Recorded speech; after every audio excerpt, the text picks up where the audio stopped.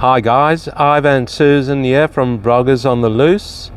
We're in a suburb called Jindalee, which is about just over 40 kilometers from the Perth CBD.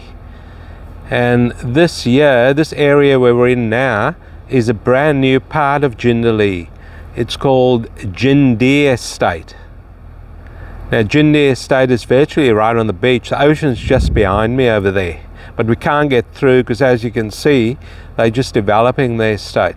Now Jindalee was developed, probably the whole estate of Jindalee, because there's a few different sections to this estate, and it was developed about 19 years ago, but it goes right back to 1997, the planning of the estate.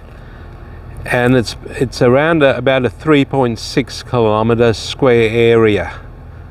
The estate is around that sort of area.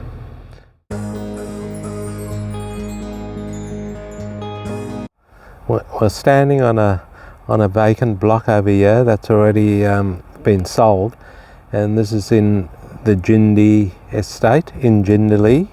And as you can see behind me, you can see the ocean. So whoever bought this block and builds on this will probably get ocean views. Now the developers have obviously spent some money on the area, because as you can see, the nice lighting in the area, the huge retaining walls around the place. So they've spent quite a bit of money on the estate of Jindee. Okay, we've got the Butler train station, which is about 5 minutes away from Jindalee. We've also got the Brighton Village shopping centre, which is about the same amount of distance away, 5-6 minutes away. And further south, we've got a world-class marina, which is called Jindalee Marina. And that's got a lot of shopping areas in there. It's also got pubs, eateries, and boating facilities. So if you're a boatie, there's plenty of boating activities out that way in Jindalee, which is about a 10-minute drive down the road.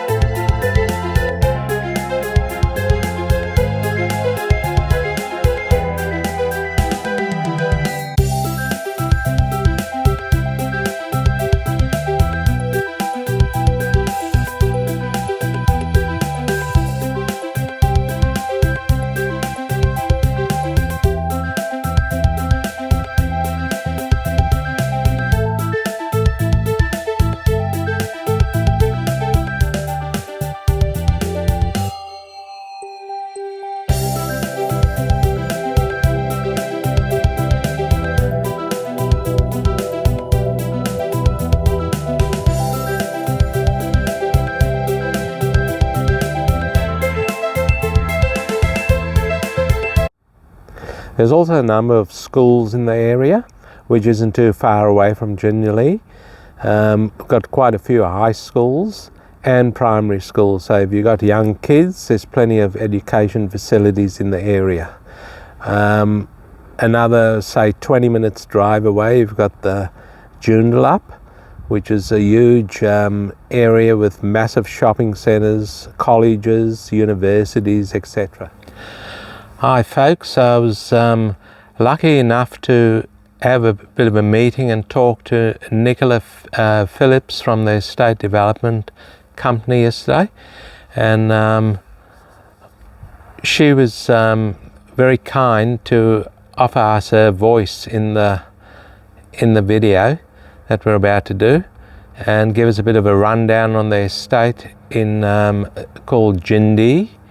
It's in the Jindalee area, so it's a bit confusing. Their little development's called Jindee, but it's in the actual Jindalee area. So thank you to Nicola for that. Nicola is the estate sales manager out here in the Jindalee area for Jindee Estates. So a project like this has never been done in Australia before. We started probably about 20 years ago now. The owner of our company is a lovely lady named Fiona Roche. Fiona Roche is the director of Estates Development Company, which is a family owned and operated company which has been going in development for, I think we're in our 100th year this year. But originally sort of farmers and landholders in WA and also in Adelaide. So family owned and operated, unlike your big conglomerates where it's syndicates and shareholders and stakeholders and all that sort of thing. Yeah. For us, it's a family individually owned, family operated company. So Fiona, she goes to Florida about 20 years ago just to look at new developments and different things that were happening, and she went to a place called Seaside in Florida.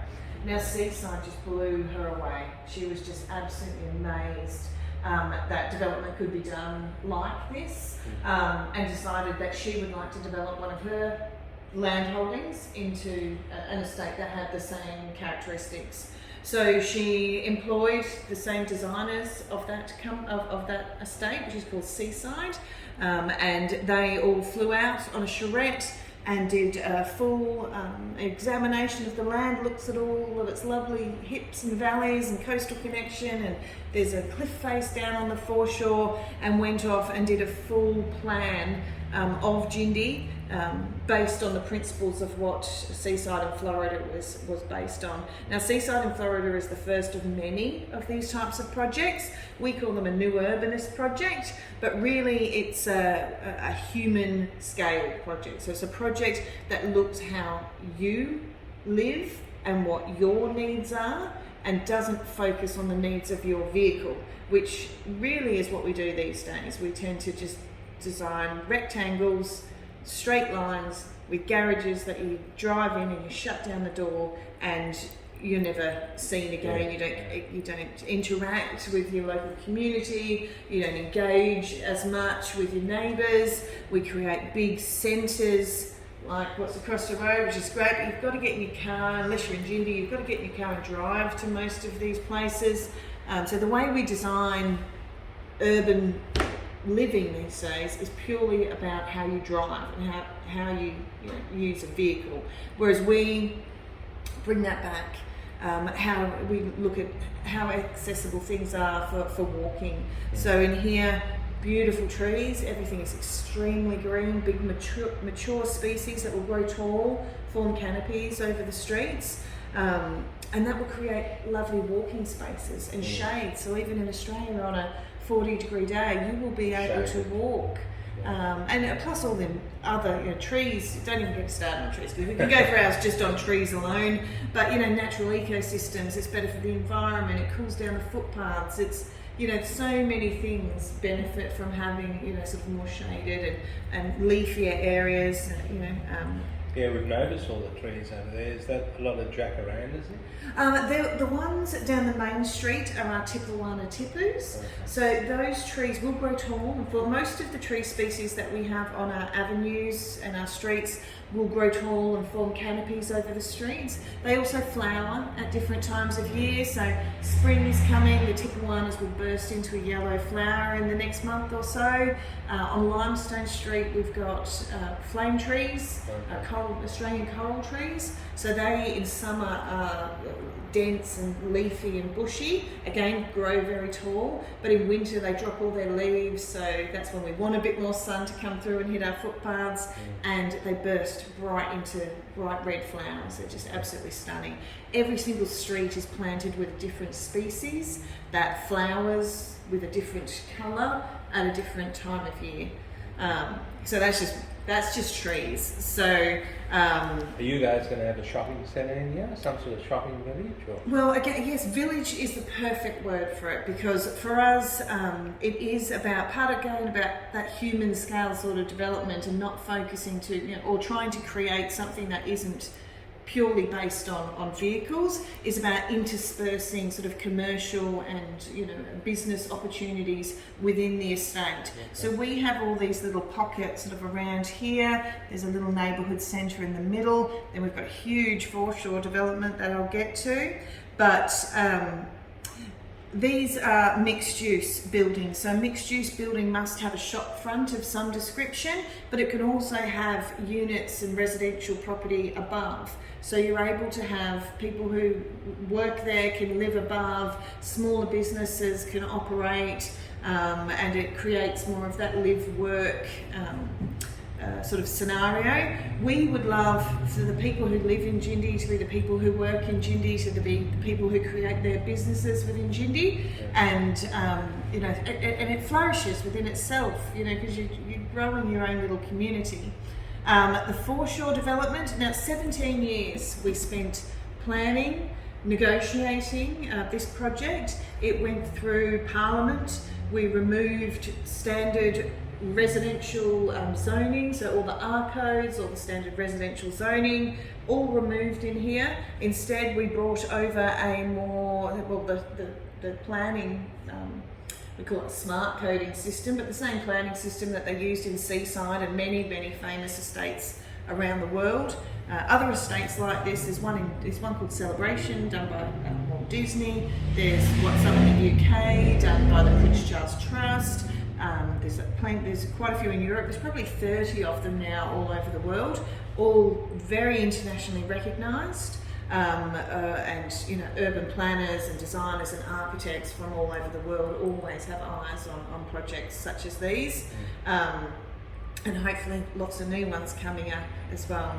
But the foreshore development, part of those negotiations and that 20 years worth of planning included the foreshore development. So we are able to encroach the standard coastal setback by up to 150 metres. Normally you have to be 200 metres back with development, other than your coastal sort of section. Everyone gets a cafe and a park and a car park, but we get a full esplanade, so it's about 700 metres. At its closest point it sits 50 metres to the water, and that's also got residential property within that as well. So that foreshore development is absolutely massive. So cafes, restaurants, retail with a real strong connection to the beach. So literally you'll be having your coffee, having your breakfast, dinner, whatever, and you'll hear the waves crashing. Right on the beach. We've got a beautiful cliff face down there. It's a very unusual land mass. We've got sand dunes that actually run east-west, which is quite unusual for sand dune formations, because normally the ridges would run across because the wind's coming in and it's pushing the sand back. So normally you would have north-south orientated sand dunes, but in here we have east-west, which sort of creates for us a natural amphitheatre, and then we have a very solid foundation. So right down on the foreshore there is a cliff face which gives us a bedrock underneath, which provides the foundation to be able to build that close to the beach. Stability. Yes, exactly, which you need. So when's all that area on the beach going to be developed? Well, we're getting down there as quickly as possible. So I mean, we're a baby. We're youngest from around here. I said we spent 20 years planning it, and we're getting into about 4 years now since we started. Okay. So we're into stage 4 of what is 20 stages, plus the commercial and the mixed use we have all along here that we're able to work with as well. This whole land portion. So Jindee's different in the way it's planned. It's deeply different in the way it's planned. Everywhere else, it's a grid pattern. It's rectangles, nice simple blocks to put nice simple houses on. Build them as quickly as possible. No real architecture. In here, every block is slightly different. We change everything. Obviously, we do bigger blocks. 50% of the lots in here are over 1,000 square metres.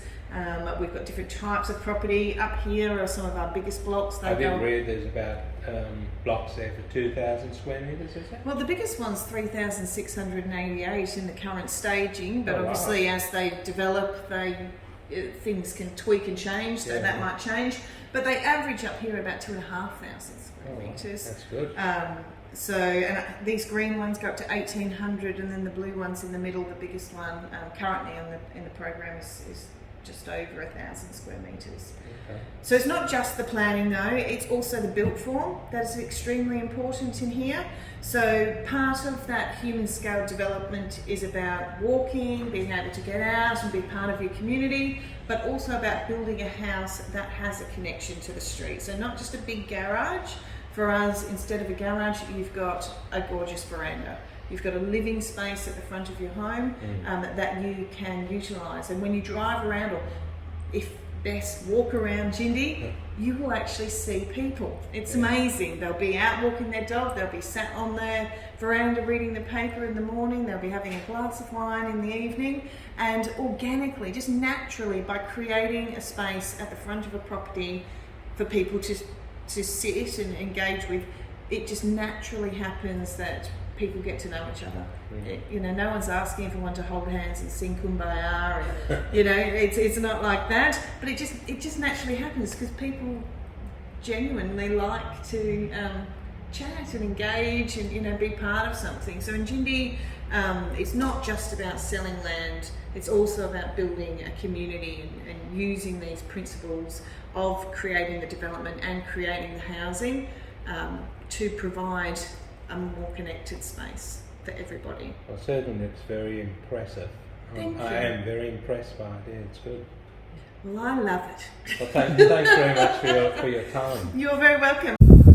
Okay, so thanks everyone for watching.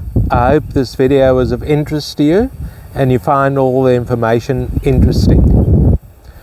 We'll see you in the next video about the suburb of Jindalee in Perth, Western Australia, which will be about housing and land options. So in the meantime, happy house hunting and enjoy your day.